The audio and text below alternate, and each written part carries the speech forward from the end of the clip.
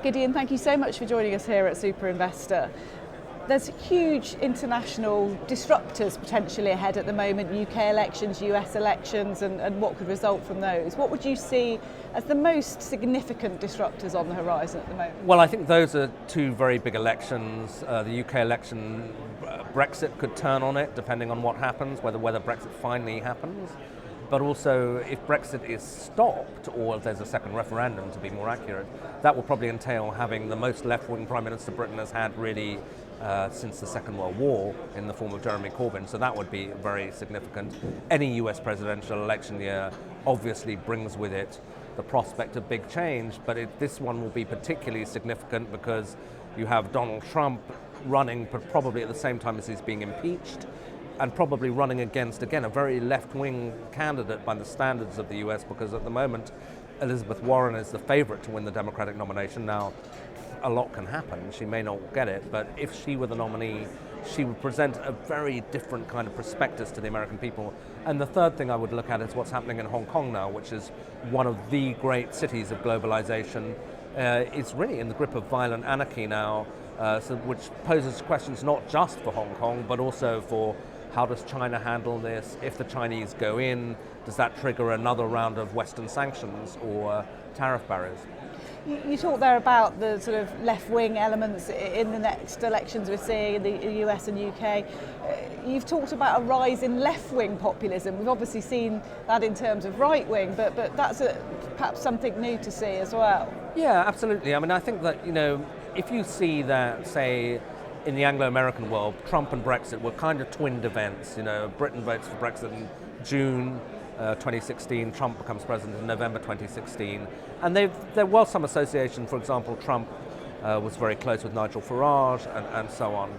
But at the same time, there was a general collapse of the centre ground in politics. So it wasn't just that people were moving right, they were also moving left.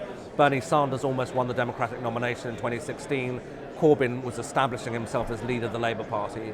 And that strand of left populism hasn't gone away. If anything, it's gained strength, so that the Democratic Party, which chose a centrist candidate in the form of Hillary Clinton last time around, is more likely to go with a more left candidate this time around. And left populism is also strong in the UK, but also in continental Europe, where, say, a party like the SPD in Germany, which is dwindling away, is beginning to think, well, how do we reinvent ourselves? And there's a strong strand of opinion in the SPD saying, we've got to go further left. Similarly, in France, Emmanuel Macron is a centrist president, but that's sparking a reaction on the left from people saying, no, he's sold out to the capitalists. So that strand of opinion is something I think that is going to be very important in the course of the next year, probably because of the US presidential election, and obviously directly relevant to finance, because the right populism tends to stress national identity and perhaps on the economic front, protectionism in the form of Trump. Left populism is all about higher taxes and going after big industries, in particular the financial industry.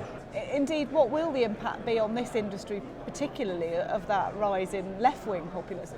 Well, I think if, say, Elizabeth Warren were to become president, she said she's got a whole program which you can read, which is fairly threatening to this industry, both as an industry, but also generally to wealthy individuals, frankly.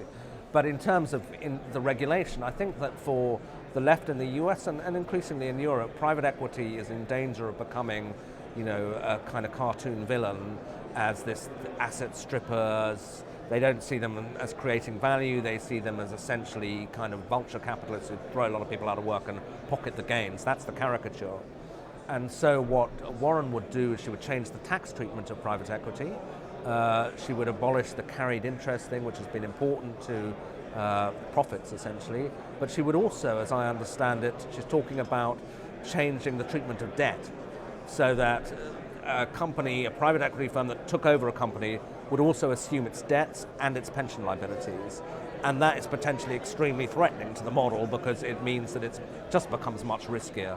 And some people believe that essentially spell the death knell of the industry if you've got all of that going through. Now, the question is, there are lots of ifs in there. Would she win? if she won, would she be able to get all that through, given that generally America's had divided government? You'd have the Republicans probably controlling the Senate, and even if she had the wind behind her, would she moderate it? Once you've got lobbying going, and there was a sort of more discussion of the proposals. But these are very radical proposals, and of course, the United States and what happens in the United States. It's the centre of the financial industry, but also it has a demonstration effect all over the world. So that if that's where America was moving, I didn't think it would take long for Europe to move in the same direction. Talking about demonstration effect, the other huge impact that the US has is in its relationship with China. You talked a lot about that in your presentation today. Tell me more about what your feeling is about where that's moving. You talked about decoupling and whether that's realistic. Yeah, well, it's I think probably the biggest question facing the world, both economically and politically, because these are the two largest economies in the world, and they're also the incumbent superpower, and if you like, the rising superpower.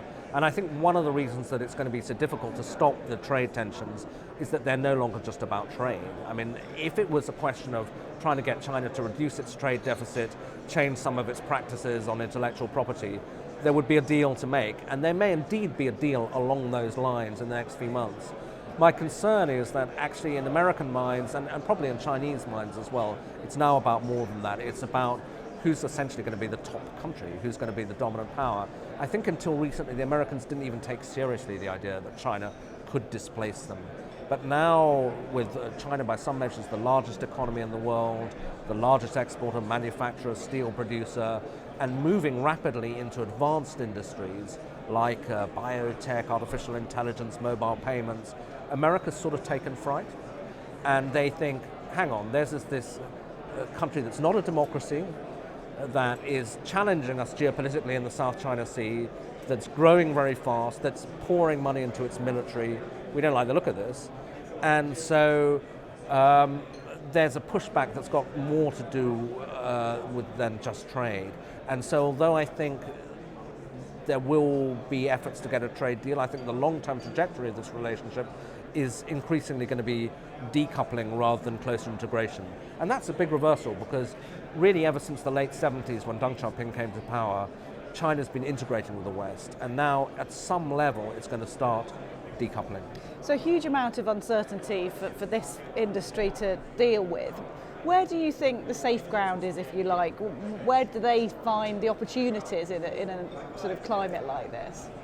Well, I mean, I think probably in the same places as before. I mean, as you say, the industry's had a very good run, and in a funny way, that kind of breeds both confidence but also sort of foreboding that, how long can this go on for, and so on. But clearly there's a demand for capital, a demand for the kind of restructuring and the expertise that private equity's been able to bring. And in fact, not only that, because the public capital markets have become increasingly complicated places, I think that's one of the reasons that private equity is driven. So those factors aren't going to disappear, and in a sense they're the enduring strength of the industry.